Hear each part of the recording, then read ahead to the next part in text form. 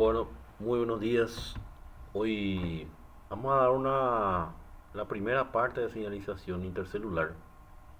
Es importante tener en cuenta que hoy vamos a hablar una introducción, conceptos de los tipos, ¿verdad? Y después la próxima semana damos específicamente cada tipo de señalización y a qué tipo de proteína está ligada, todo eso.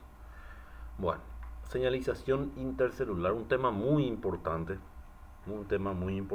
que cuando uno lee bien hace entender todo el mecanismo fisiológico, ¿verdad? A nivel de los tejidos, órganos. Es muy importante. Entonces, como introducción, podemos decir entonces que muchos procesos biológicos, en realidad la mayoría, ¿verdad? Exigen que varias células trabajen juntas y coordinen sus actividades, justamente para que pueda mantenerse un desarrollo en conjunto, ¿verdad? Entonces, para que esto sea posible, las células tienen que comunicarse entre sí. Aquí nuevamente mencionamos el aspecto de que las células normales no pueden ser un sistema cerrado, tiene que ser un sistema abierto. Entonces, las células siempre tienen que estar comunicándose entre sí, intercambiando estímulos, moléculas, ¿verdad? Justamente para mantener esa coordinación en cuanto al desarrollo, en cuanto a multiplicación, ¿verdad? Metabolismo. Y la señalización celular hace posible que las células respondan en forma apropiada a los estímulos específicos. También la señalización, cada tipo de señalización justamente está ligado a eso, ¿verdad? Para que la célula pueda responder a un estímulo y elaborar una respuesta a ese estímulo, ¿verdad? Y la señalización celular afecta a todos los aspectos de la estructura y función celular. Siempre que cuando la célula recibe un estímulo, esa célula cambia muchas partes de su estructura y función para poder responder a ese estímulo. Generalmente tiene un receptor en la membrana o dentro del citoplasma y al recibir ese estímulo a nivel del receptor, entonces va a desencadenar una serie de actividades que va a generar una respuesta, ya sea síntesis proteica, división celular, ¿verdad? Lo que sea. Bueno, ustedes pueden ver esta imagen para poder llamar nosotros, tener, comparando, ¿verdad? Con una llamada telefónica. Esta molécula señalizadora que fue liberado por una célula que produjo, puede ser una neurona, puede ser una glándula, una célula glandular, se libera esta molécula de señalizadora que nosotros le llamamos ligando. Ligando es la molécula que va a ir a actuar sobre el receptor. Puede ser una hormona, puede ser un neurotransmisor, ¿verdad? Actúa sobre el receptor acá. Este es el receptor de membrana que va a captar ese estímulo y el receptor va a enviar el estímulo a nivel intracelular para que pueda desencadenarse los cambios en respuesta a ese estímulo inicial. Entonces, este le llamamos ligando, el que va a llevar el estímulo. El que recibe el estímulo se llama célula blanco o célula diana, ¿sí? Entonces, esta célula es la célula blanco o célula diana, la que va a recibir el estímulo. Entonces, siempre hay un receptor, ya sea en la membrana o ya sea en el citoplasma, dependiendo del tipo de receptor. Entonces, tenemos varios tipos de señalización. Tenemos la comunicación o señalización parácrina, que cuando la célula actúa sobre otra célula vecina, células que se encuentran a corta distancia de ella. La señalización endocrina, ¿verdad? La señal viaja por el torrente sanguíneo y alcanza las células lejanas, ¿verdad? La endocrina el ligando se libera en el torrente sanguíneo y actúa sobre células ya distantes, de larga distancia. Autócrina es cuando la célula libera un ligando, pero ese ligando actúa sobre su propio receptor. Esto es muy común. La parácrina, por ejemplo, es muy común en los gases señalizadores, por ejemplo, que actúan sobre las diferentes capas de la arteria, por ejemplo. La endocrina son las hormonas, por eso el sistema endocrino es la parte de la hormona, porque todo se libera a nivel de la sangre. Autócrina aparece mucho en las células inmunitarias. Y aquí tenemos la señalización eh, sináptica. Neurotransmisión o señalización sináptica. La señalización sináptica es muy propio de las células nerviosas, donde se liberan un neurotransmisor que es el ligando. Puede ser una neurona con otra neurona o una neurona con un órgano efector, músculo o glándula. Entonces, por ejemplo, se libera en el espacio sináptico para actuar sobre su receptor, ¿verdad? Receptor captado otra vez. Puede ser, como dijimos la vez pasada, el GABA, glutamato, acetilcolina. Y después tenemos la señalización contacto entre célula-célula, que se denomina señalización yuxtacrina. Ese es por contacto directo. Generalmente ni siquiera tuvo que viajar ni corta distancia el ligando para actuar sobre el receptor. Bueno, mediante GAPS, por ejemplo, es la señal que difunde desde la célula emisora a la receptora a través de un canal, ¿verdad? El gap junction, el nexo, por ejemplo. Pero este no entra en la clasificación. Lo que sí entra en la clasificación son la parácrina, la endocrina, la autócrina, la sináptica y la yuxtacrina, que es una variante de la parácrina. Sí. Acá está. ¿Ya? Endocrina, que es por las hormonas, son un ejemplo, ¿verdad? Producidas por células del sistema endocrino y circulan a través del torrente sanguíneo para alcanzar los lugares del cuerpo. Como habíamos dicho, por ejemplo, la hormona de crecimiento, por ejemplo, que se libera de la hipófisis en la sangre y actúa sobre los receptores periféricos de los tejidos, a nivel del hígado, a nivel de los huesos, cartílago, músculos. La parácrina, que se encuentran en la vecindad, en las células emisoras, ¿verdad? Los neurotransmisores acá dice, ¿verdad? Pero en realidad no. Los neurotransmisores son parecidos también a las parácrinas porque la terminal axónica y la célula receptora está muy cerca, ¿verdad? Pero esa es la prolongación, lo que es muy largo. Entonces, hay uno especial que es sináptica, que le incluye a los neurotransmisores. La parácrina se ve mucho a nivel del sistema vascular, por ejemplo, donde actúa, se libera la señal del endotelio y actúa sobre las células musculares, por ejemplo. Autócrina ya dijimos, ¿verdad? El sistema inmune cuando va a desarrollar en la superficie de las células blanco, por ejemplo, algunos epitopos, receptores, para que pueda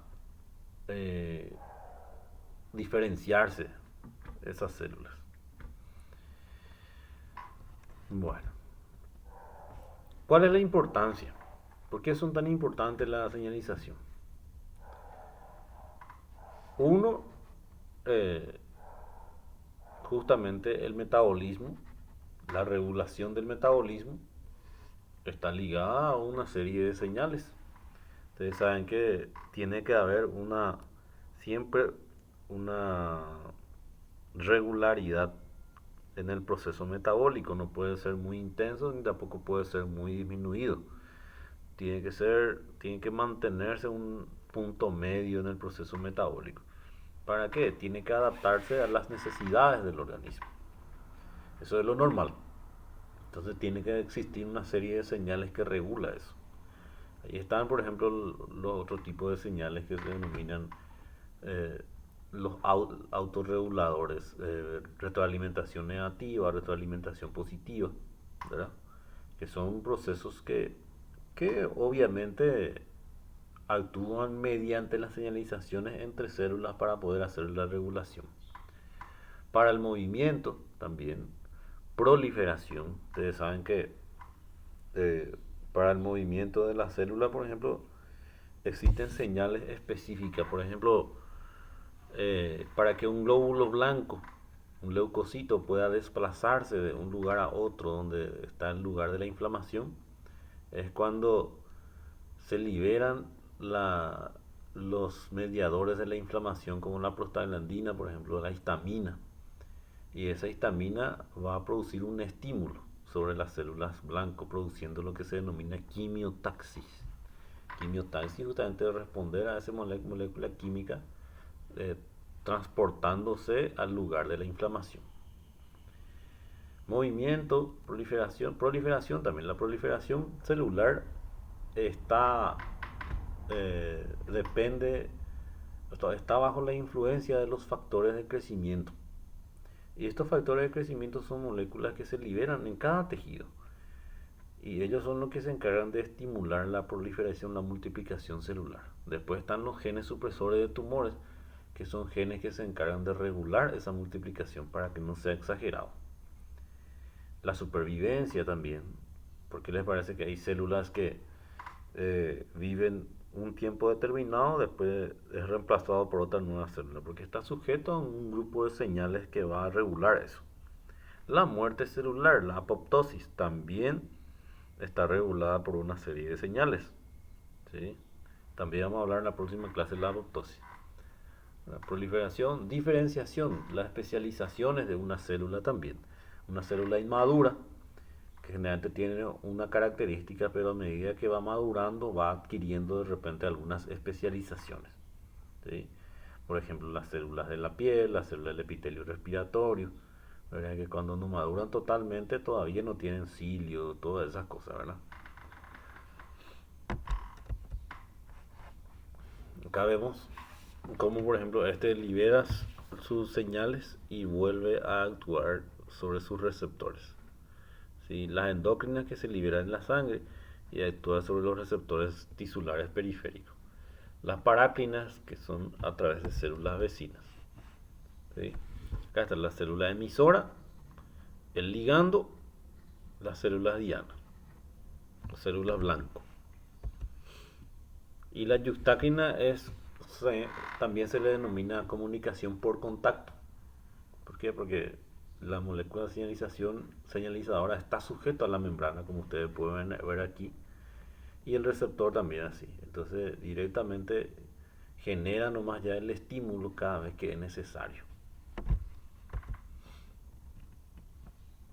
Y acá está la señalización sináptica, por ejemplo, que vos tenés la hendidura sináptica. Acá se liberan las vesículas, liberan su contenido, los neurotransmisores y actúan sobre todos estos receptores. En este caso, por ejemplo, podemos ver dos clases. Vemos acá la sináptica, que muchos ya consideran que también una variante de parácrina porque están muy cerca la, la liberación del ligando y el receptor. Y también estos ligandos actúan sobre algunos receptores propios de la célula, ¿vieron? Por eso, eso es justamente para poder autorregularse. Se ve mucho, o sea que eso también podemos considerar que es una autocrina. Acá está lo que le estaba diciendo. Acá las células liberan su ligando en la circulación y a través de la circulación va a actuar sobre ella. Esto es endocrina. Bueno, y las señalizaciones celulares pueden ser, las respuestas a esas señalizaciones pueden ser excitatorias, inhibitorias o moduladoras. Las excitatorias, por ejemplo, contracción muscular, proceso inflamatorio, ¿verdad? Eh, Despolarización de una membrana neuronal, ¿verdad? Y las inhibitorias lo contrario, ¿verdad? que inhibe la contracción muscular, inhibe la despolarización, ¿verdad? Inhibe la secreción de una hormona. Y las moduladoras son generalmente que aparecen mucho en las de funciones de aprendizaje y memoria, por ejemplo, ¿verdad? Y la misma cosa, las moduladoras también encontramos en la regulación, retroalimentación negativa y positiva, por ejemplo, también una forma de moduladoras. Aquí. Bueno, etapas de la señalización celular. Existen 6 etapas de la señalización celular. Primero, la síntesis. La célula que va a enviar el estímulo primero tiene que sintetizar el mensajero químico, ya sea la hormona, ya sea el neurotransmisor, ¿verdad? Y después esa molécula tiene que ser secretado hacia el medio extracelular. Si es un neurotransmisor, pasa por a través de un canal proteico. Si es una proteína como la hormona, la insulina, por ejemplo, se secreta por exocitosis. Transporte, dependiendo de qué tipo de señales se transporta a través de la sangre o a nivel del medio extracelular, intercelular. Y después llega a la recepción, ¿verdad? Actúa sobre el receptor generalmente es una proteína de membrana, dependiendo de qué tipo de ligando sea. Transmisión intracelular. Una vez que ese receptor recibe el estímulo, ese estímulo es enviado hacia el interior de la célula. Hacia el interior de la célula se produce una traducción de la señal, de tipo, ¿qué es lo que, qué orden está dando ese estímulo? Entonces empieza a cambiar el estatus celular, creando una respuesta, ¿verdad? Tiene que crear una respuesta que puede ser una regulación metabólica, una división celular o una expresión génica. Una expresión génica cuando la señal llega hasta el ADN, ¿verdad? Se transcribe, se genera un ARN y empieza a formarse una proteína en respuesta a ese estímulo. Y la degradación, la eliminación de la señal para interrumpir el proceso. Una vez que esta señal produce su función, esa señalizadora tiene que eliminarse. Eso es lo que habíamos hablado, por ejemplo. Vamos a suponer que esta es la acetilcolina. La acetilcolina se libera a grande cantidad en la hendidura sináptica, actúa sobre los receptores, pero una vez que actúa sobre los receptores, tiene que degradarse estas moléculas, tiene que eliminarse. En el caso de la acetilcolina está la acetilcolinesterasa. ¿Para qué? Para que no sigan produciendo ese estímulo innecesario. Son muy específicos, la mayoría de los estimulantes son muy específicos, ¿verdad? Entonces, al ser moléculas muy específicas, ¿verdad?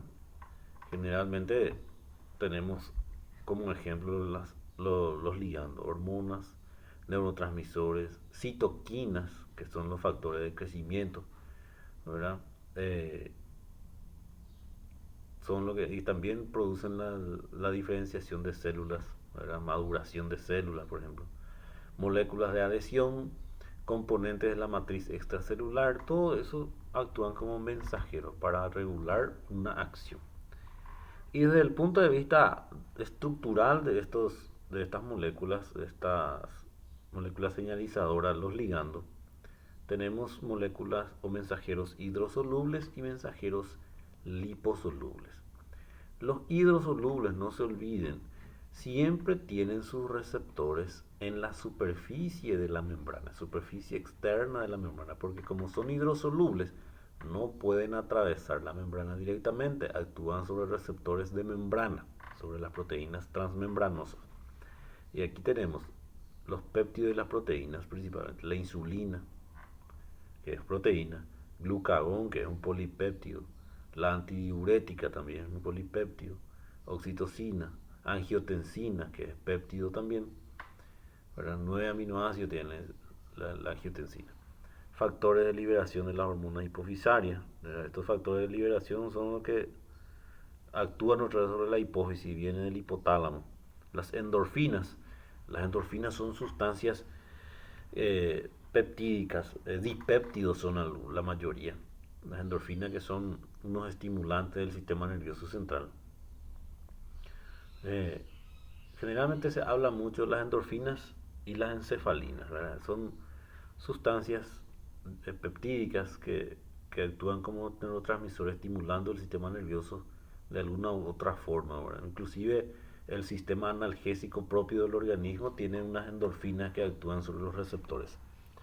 Eh, Estas endorfinas, como son estimulantes, esos son lo que muchas veces una persona que hace ejercicio físico muy tarde por la noche, por ejemplo, después no puede dormir, no puede conciliar el sueño. ¿Por qué? Porque el músculo que se somete a esfuerzo liberan grandes cantidades de endorfina que estimulan el sistema nervioso para que uno esté despierto, activo.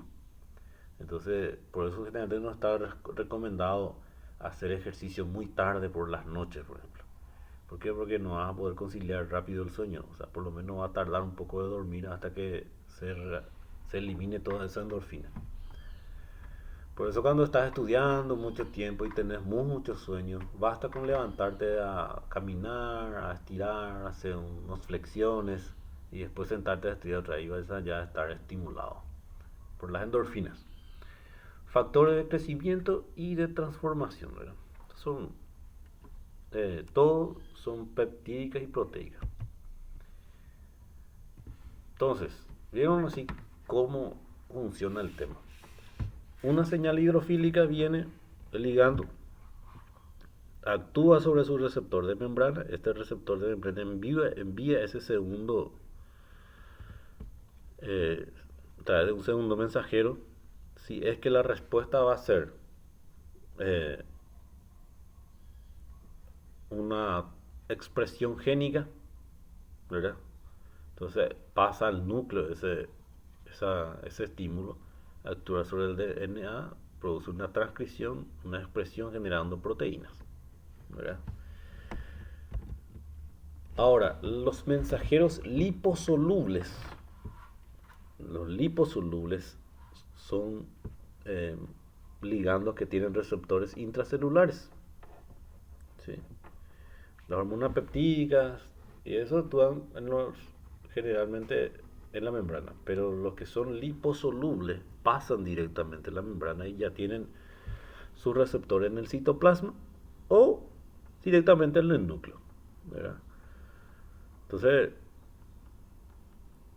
es importante tener en cuenta, ¿verdad? Receptores hidrosolubles in, a nivel extracelular en la membrana, mensajeros liposolubles a nivel intracelular. ¿Y qué, por ejemplo, son liposolubles? Las hormonas esteroides, por ejemplo, tienen sus receptores a nivel intracelular.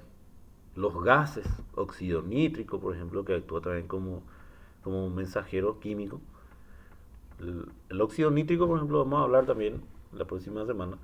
Es un gas que es sintetizado en el endotelio de las arterias y va a actuar sobre unos receptores del músculo liso de la capa media de la arteria.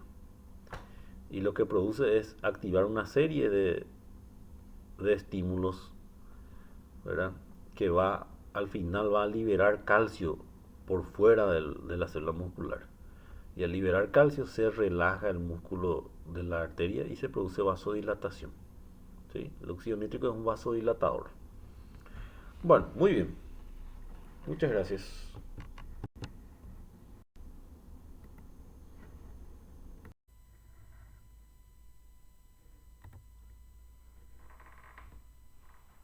Bueno, buen día. ¿Cómo andamos? Hoy vamos a dar la parte que faltaba de señalización intercelular. Ustedes ya habrán estudiado la parte de los conceptos, ¿verdad? Eh, como una señalización endócrina, parácrina, autócrina. Y también el tema de los conceptos o sea, la aplicación, ¿verdad? Donde vemos de repente por lo menos uno o dos ejemplos. Eso dimos la semana pasada. y todos los tipos de ligandos, los hidrofóbicos, hidrofílicos. Bueno, hoy vamos a hablar eh, sobre algunos ejemplos en realidad ya de receptores que actúan de acuerdo al mensajero externo, ¿verdad? A modo de repaso, las moléculas mensajeras o ligandos, que nosotros le llamamos, que son extracelulares, habíamos dicho que existen dos tipos: las hidrofóbicas, que son los liposolubles, y las hidrofílicas, que son las hidrosolubles, ¿verdad? Las hidrofóbicas, como son liposolubles, pueden pasar la bicapa lipídica, entonces tiene receptores intracelulares, ¿sí? Produce un estímulo de algún receptor que está en el citoplasma, o inclusive algunos tienen directamente en el núcleo. Sin embargo, las hidrofílicas, como son altamente hidrofílicas, no pueden pasar la bicapa lipídica, entonces tienen que tener un receptor de membrana en la cara externa de la membrana y no pasa, no ingresa en la célula. Un receptor de membrana hidrofílicas. Existen varios tipos de receptores. Tenemos los receptores acoplados a proteína G. Vamos a dar un ejemplo. Fisiológicamente sus efectos. La proteína G es bastante distribuido. Los receptores le llamamos proteína G a ese porque la proteína que está unido al receptor, que es la proteína G, tiene un activador que es GTP, ¿verdad? Bueno, en realidad difosfato es su inactivo y cuando se convierte en GTP se activa. Bueno, por eso se llama proteína G. Receptor de tirosina quinasa. Este es un receptor que está ligado a un receptor que al unirse a su ligando produce una fosforilación del resto tirosina de la proteína de membrana para poder activarse y poder generar la cascada de estímulos a partir de la recepción. No se olviden que cuando hablamos de quinasa es una enzima que fosforila, una quinasa, sinasa o quinasa. Es una enzima que fosforila, que agrega grupo fosfato, ya sea para activar o para inactivar. Así como dijimos que fosfatasa, por ejemplo, es una enzima que degrada fosfato, ¿sí? Después tenemos los conductos iónicos activados por ligando, que ya habíamos hablado, y los factores de transcripción.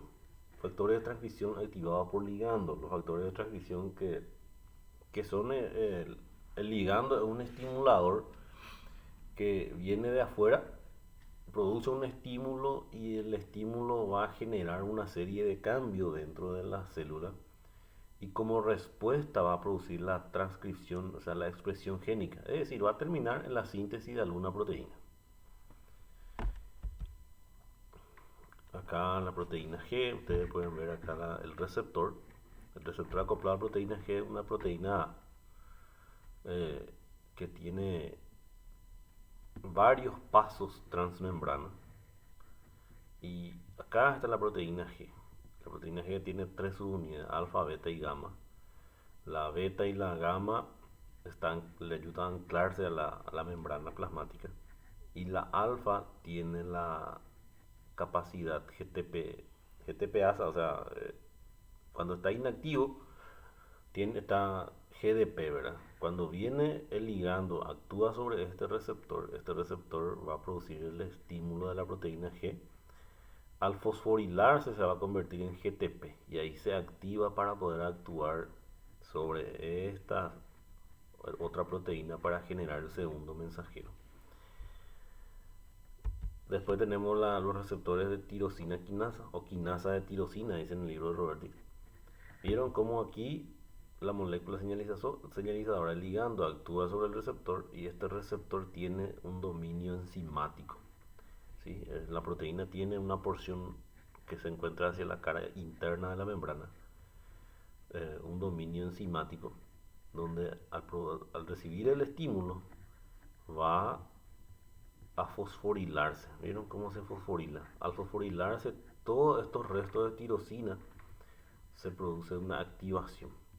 Y esa activación es la que va a generar la producción de segundo mensajero para poder llegar, ¿verdad?, a producir los cambios que necesariamente venía estimulando este ligando inicial. Después tenemos los conductos iónicos activados por ligando. Acá está, ¿verdad? El ligando que actúa sobre su receptor produce la apertura del canal para el paso de iones, ¿verdad? En este caso el ejemplo es de sodio. Por eso, ese ya habíamos hablado, ¿verdad? Por ligando es cuando el estímulo produce la apertura del canal iónico. Y aquí uno de los ejemplos clásicos, factores de transcripción activados por ligando. Por ejemplo, acá tenemos el ejemplo de cortisol. ¿Sí? El cortisol es el ligando en este caso. Como el cortisol es esteroide, ¿vieron? Acá está el ciclopentano hidrofenantreno. Como es esteroide, pasa directamente a la membrana. Entonces tiene su receptor citoplasmático. Y este receptor citoplasmático va a generar hacia el núcleo, ¿verdad?, la activación de algunos genes. ¿Para qué? Para que se pueda transcribir esa porción del ADN, se produce el ARN y se produzca la síntesis proteica. Por eso es factores de transcripción. Prácticamente esto que van a actuar sobre el ADN acá son los factores de transcripción, porque van a estimular la producción de proteína. La misma cosa, esos esteroides anabólicos, ¿verdad? La testosterona, todo eso. ¿Por qué les parece que uno produce el crecimiento y todas esas cosas? Porque aparte de que son hormonas esteroides que pasan al citoplasma, tienen este mismo mecanismo. Actúa sobre un receptor intracelular, pasa, produce la activación de algunos factores de transcripción para poder generar proteína. Entonces, generalmente, la emisión de la señal ante una necesidad del organismo, esa señal que es ligando, actúa sobre el receptor va a generar, ¿verdad?, un segundo mensajero a nivel intracelular, produciendo primero la recepción, la traducción de la señal, es decir, dentro de la célula ya se produce la traducción para que la célula pueda generar la respuesta a ese estímulo, ¿verdad? Y ahí puede ser una síntesis proteica, la activación de alguna enzima, alguna proteína, se activa una proteína reguladora del gen, ¿verdad? Siempre es la respuesta final eso. Dos tipos principales de vía de traducción de señal. Siempre tenemos dos tipos principales. Vía de los receptores asociada a proteína G, que mencionamos, y la vía de los receptores de tirosina quinasa. Esos son los tipos principales. Los otros son ejemplos también, pero estos son las vías de transducción de señal. ¿Por qué traducción de señal? Porque se va a recibir el estímulo en el receptor periférico, en el receptor de membrana. Pero ese receptor de membrana va a empezar a estimular otras estructuras para poder generar segundos mensajeros a nivel intracelular, y ahí se va a traducir esa señal adentro. Y después va a aparecer la respuesta de la célula a ese estímulo inicial. Entonces, en esta vía de la traducción, generalmente participan varias proteínas sucesivamente, ¿verdad? Puede ser por activación o por inhibición. Y eso es importante no olvidar, que el mecanismo más importante para alterar la actividad de una proteína, ¿verdad?, es la adición o eliminación de grupos fosfato, ¿verdad? Fosforilación, ¿verdad?, o desfosforilación. Generalmente las quinasas, como dijimos, son las sustancias que agregan fosfato, fosforilan, es decir, convierte, por ejemplo, el GDP en GTP. Y la desfosforilación, que son las fosfatasas, que son las que quitan ese fosfato. ¿Sí? Generalmente los aminoácidos fosforilados pueden ser la serina, la treonina o la tirosina, que está en la parte terminal de la proteína de membrana. No olvidar que la fosforilación no es sinónimo de activación. ¿Por qué? Porque una proteína que se fosforila, dependiendo del caso, puede activarse o puede inhibirse, así como también la desfosforilación puede ser una activación o una inhibición. O sea, lo que trato de decirle es que no siempre la fosforilación va a ser para activar. La fosforilación puede también ser para desactivar y viceversa. Bueno, vamos a hablar un poco de la vía de la, eh, como ejemplo de la proteína G. El esquema general, ya dijimos ya que viene el ligando, actúa sobre el receptor de membrana, ese receptor de membrana actúa sobre la proteína G, ¿verdad? Fosforilándose y se activa, ¿verdad? Todos los receptores acoplados a proteína G tienen siempre dos vías de segundo mensajero posible. La vía de la adenilato ciclasa y la vía de la fosfolipasa C. Si activa la adenilato ciclasa, convierte una molécula de ATP en AMP cíclico.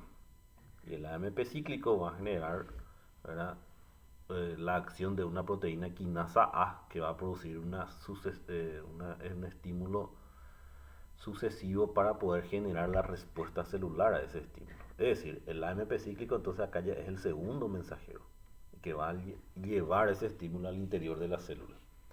Ahora, cuando es por la vía de la fosfolipasa, se te dice lo fosfolipasa. Significa que actúa sobre el fosfolípido de membrana.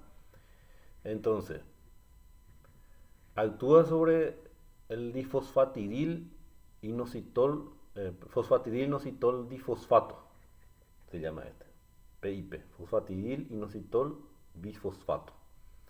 Entonces, esta molécula, por la fosfolipasa C, es degradado a dos productos, diacilglicerol e inositol trifosfato.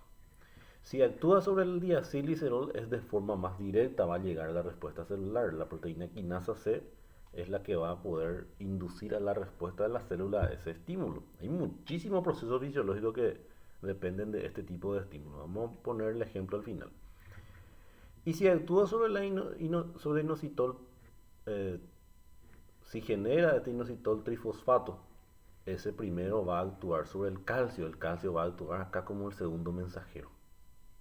Entonces, el calcio puede generar directamente la respuesta celular o puede actuar sobre la proteína quinasa C, ¿verdad? Para poder producir la respuesta celular. Ahí se dan cuenta ustedes que el calcio, aparte de todas esas funciones que solemos hablar del calcio, también actúa como segundo mensajero en respuesta a la fosfolipasa C. Bueno, entonces, dijimos que el receptor de membrana, acá está el receptor de membrana acoplado a proteína G, y acá está la proteína G, que tiene una subunidad, alfa, beta y gamma. Vienen la hormona o cualquier ligando que va a actuar acá sobre el receptor, se produce la fosforilación y en la subunidad alfa se desprende. Al desprenderse, ¿verdad?, va a estimular a la adenilato ciclasa para generar AMP cíclico, que va a ser el segundo mensajero. Entonces, este receptor acoplado a proteína G es una proteína integral de membrana, es una proteína transmembranosa, ¿verdad?, monomérico.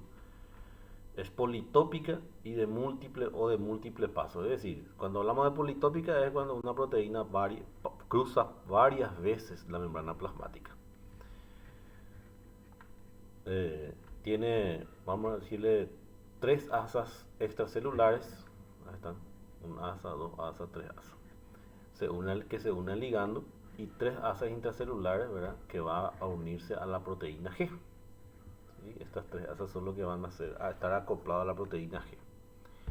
Entonces, ¿por qué le llamamos proteína G? Porque esta proteína se enlaza a nucleótidos de guanina, GDP o GTP, dependiendo si está activado o inactivo. Cuando está de las 3 unidades de la proteína G, alfa, beta y gamma, la subunidad alfa es la que tiene eh, la capacidad de unirse, de fosforilarse, o sea, es la que está unido al GTP.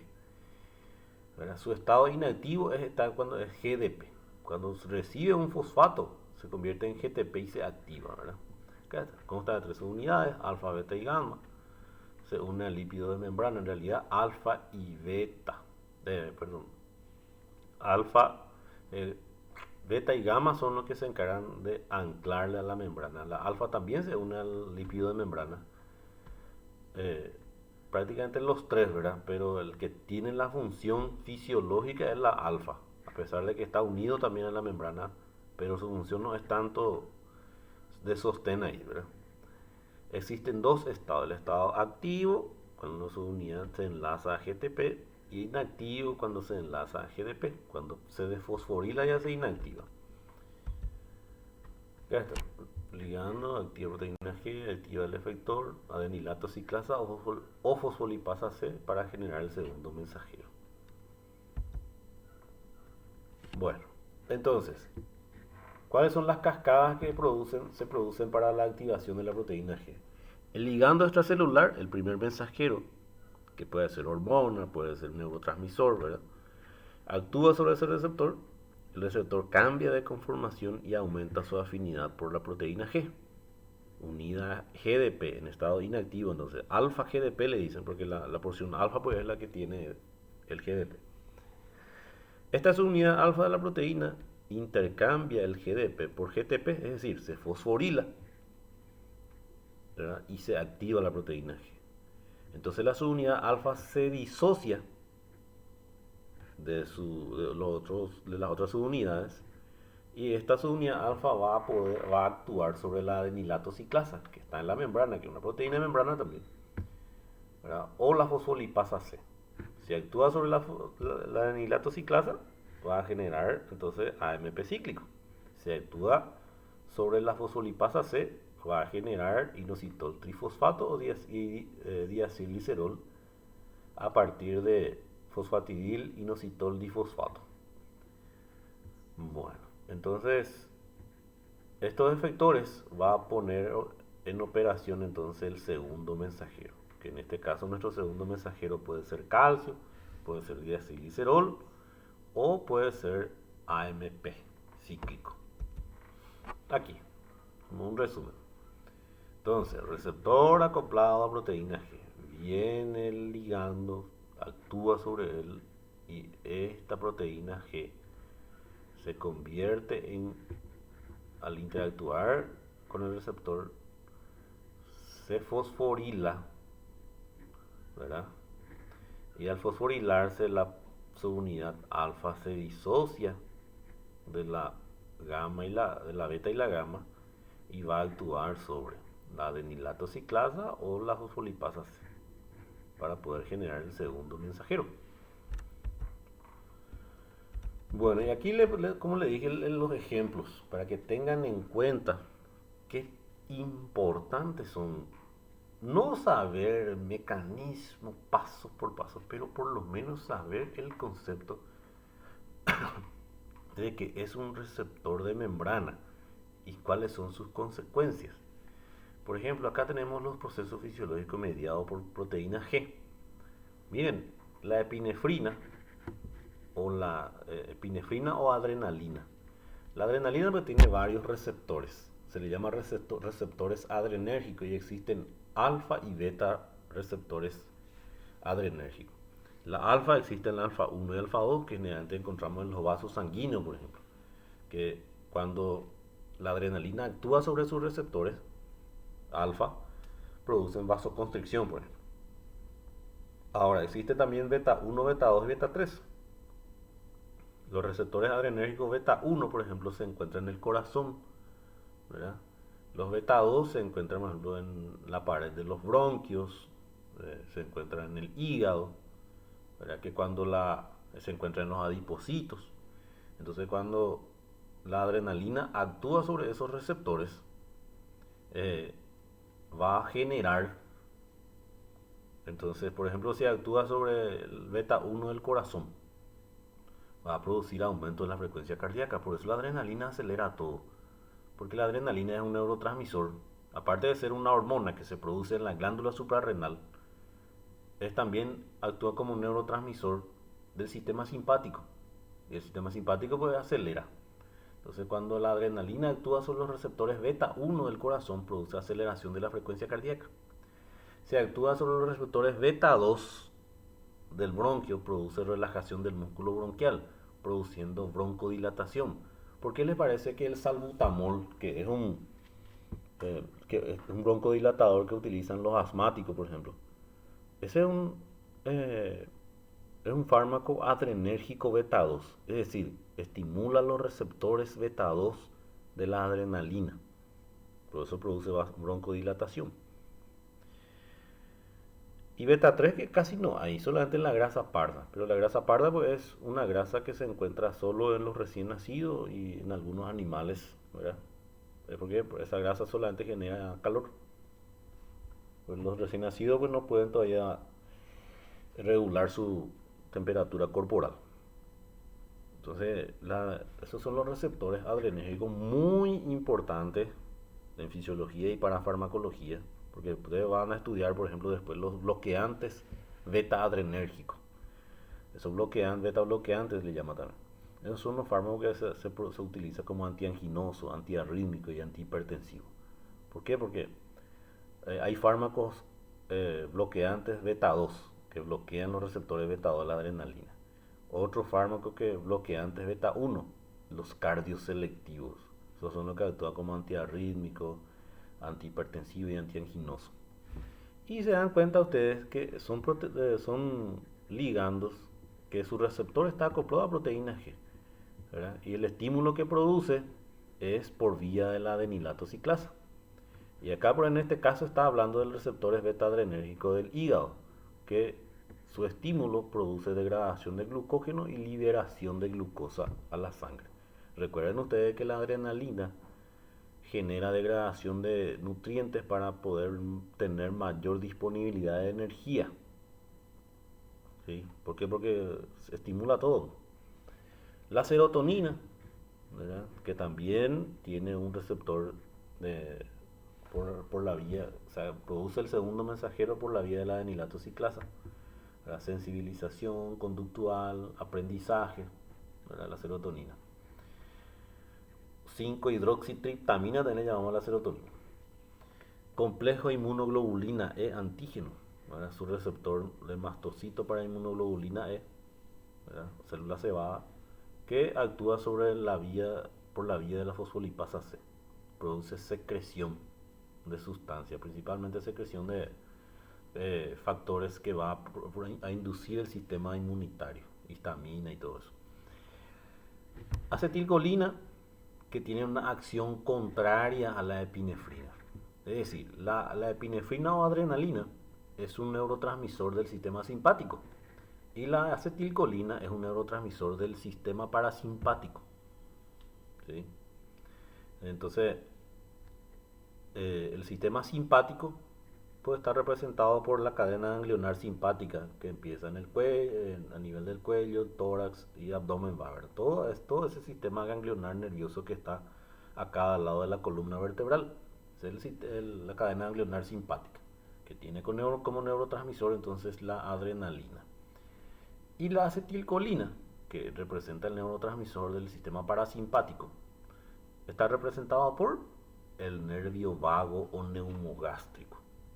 Ese es el nervio parasimpático por excelencia, ¿verdad? Por eso se dice como mnemotecnia, el vago no es simpático. Entonces, la acetilcolina, que tiene sus receptores muscarínicos, acoplado también, es un tipo de receptor acoplado a proteína G. Principalmente en este caso lo que actúa es al final sobre canales de potasio. ¿Verdad? En realidad es canales de sodio, está equivocado, ¿verdad? La acetilcolina actúa sobre receptores canales de sodio. Disminución de la actividad del marcapaso. Ah, no, en este caso en el corazón está hablando como su acción final. Actúa sobre canales de sodio al principio, pero al final, para poder disminuir la velocidad de conducción intracardíaca, tiene que actuar sobre el potasio. Sí, está bien acá. Bueno, respuestas mediadas por la proteína quinasa C. Acá tenemos las plaquetas. Ahí se dan cuenta de las plaquetas, liberación de serotonina, la célula se va, liberación de histamina. La serotonina se libera en varias partes en el organismo, en el sistema nervioso central, ¿verdad? También se libera para otras acciones a nivel de las plaquetas.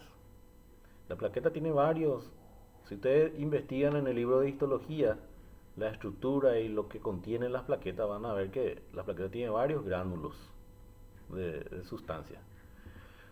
Célula se va, liberación de histamina, médula suprarrenal, liberación de epinefrina o adrenalina, páncreas, secreción de insulina, la hipófisis, secreción de hormona de crecimiento, hormona luteinizante, en la tiroides la secreción de calcitonina, que es una hormona que regula el calcio en la sangre, es una hormona hipocalcemiante. En los testículos, síntesis de testosterona. En las neuronas, liberación de dopamina. En el músculo liso, incremento de la contracción del músculo liso, es decir, produce vasoconstricción. Hígado, hidrólisis de glucógeno. Y tejido adiposo, síntesis de grasa. Esos son vías ya del segundo mensajero que van a generar el estímulo de la proteína quinasa C. Y estas son las respuestas celulares ya, al final. Estamos hablando de los receptores acoplados a proteína G. Y acá, por ejemplo, cuando ya actúa en esta proteína a nivel intracelular, y va a generar estas respuestas celulares, ¿verdad? Acá las mediadas por inositol trifosfato. Músculo liso vascular, contracción. Músculo liso del estómago, contracción. Músculo esquelético, contracción. Las plaquetas, cambio de forma, agregación plaquetaria. Glándula lagrimal, incremento del corriente de potasio para poder producir y secretar las lágrimas. Respuesta inducida por hormonas mediadas por AMP cíclico. Es decir, estamos hablando siempre de las dos vías, fosfolipasa C y el AMP cíclico. Y el AMP cíclico, los que dependen del AMP cíclico. En el hígado, la adrenalina y el glucagón. Acá está la respuesta celular. Hidrólisis de glucógeno, síntesis de glucosa, la gluconeogénesis. ¿Qué era la gluconeogénesis? Producción de glucosa a partir de sustancias de procedencia no glucídica, inhibición de la síntesis de glucógeno, hidrólisis de glucógeno, ¿verdad? En cuanto al músculo esquelético, ¿verdad? La adrenalina genera hidrólisis de glucógeno, inhibición de la síntesis de glucógeno, ¿verdad? Músculo cardíaco. ¿Por qué le parece que la epinefrina aquí va a producir, inhibe la síntesis de glucógeno? Porque lo que va a tratar de llevar a cabo es aumentar lo máximo posible la disponibilidad de energía para el organismo en ese momento. Entonces, si tiene que inhibir esto para que toda la concentración sea la degradación de glucógeno, liberar glucosa y generar energía. Porque si va a sintetizar glucógeno, pues es otro proceso más que va a utilizar energía. En el músculo cardíaco, la adrenalina, incremento de la fuerza contráctil, la contractilidad, ¿verdad? Inotropismo positivo. En el adipocito, la adrenalina cataboliza el triacilglicerol para poder degradar y liberar ácidos grasos libres. En el riñón, la vasopresina, hormona antidiurética, aumento de la permeabilidad de las células epiteliales al agua. ¿Se acuerdan ustedes que la hormona antidiurética evita en lo posible la pérdida excesiva de agua por los riñones? En la tiroides, la hormona estimulante de la tiroides, ¿verdad?, produce la secreción de T3 y T4. En el hueso, la hormona paratiroide va a aumentar la reabsorción ósea. Es decir, la paratormona pues Esa es la diferencia entre la calcitonina y la paratormona. La calcitonina es una hormona que se produce en la tiroides, en la glándula tiroides, y es hipocalcemiante, disminuye el calcio en sangre. Y la paratormona, o hormona paratiroidea, se sintetiza en la glándula paratiroide y es hipercalcemiante. ¿Cómo? Actúa sobre los osteoclastos, que son los macrófagos del hueso, para que produzca reabsorción ósea o resorción, o sea, degradación del tejido óseo, liberando calcio en sangre y aumentando el calcio en la sangre. Es un hipercalcemiante en este caso. En el ovario, la hormona luteinizante, ¿verdad?, que actúa para aumentar la secreción de hormonas esteroides. La corteza suprarrenal, la ACTH, hormona adrenocorticotrofina, ¿verdad?, incremento de la secreción de glucocorticoides, ¿verdad?, su receptor entonces está a nivel de la glándula suprarrenal, corteza suprarrenal. Las proteínas activadas por calcio, estamos hablando de las proteínas ya que son activadas a nivel intracelular por calcio como segundo mensajero. La calmodulina, modulador ubicuo del PK, ¿verdad?, potencial de disociación, y otras enzimas, ¿verdad?, las camquinasa 2, la adenilato:ciclasa 1, ¿verdad? Estos son proteínas intracelulares que van a generar alguna respuesta celular. La fosfolipasa C, específica de inositol, ¿verdad?, genera inositol trifosfato y diacilglicerol, ¿verdad? La proteína quinasa C, que va a generar, ¿verdad?, generar una respuesta produciendo una no alteración, una modificación de la estructura proteica de otra proteína intracelular para generar la respuesta celular. El receptor del inositol trifosfato, efector de liberación de calcio intracelular, por ejemplo en la liberación de calcio a partir del retículo sarcoplasmático en los músculos. El receptor de rianodina, que se encuentra generalmente en los músculos esqueléticos también, ¿verdad?, liberador de calcio intracelular. Y acá tenemos los ejemplos. Estos ejemplos yo les puse nada más como fuente, ¿verdad?, para que la respuesta mediada por proteína quinasa C, plaquetas. Acá tenemos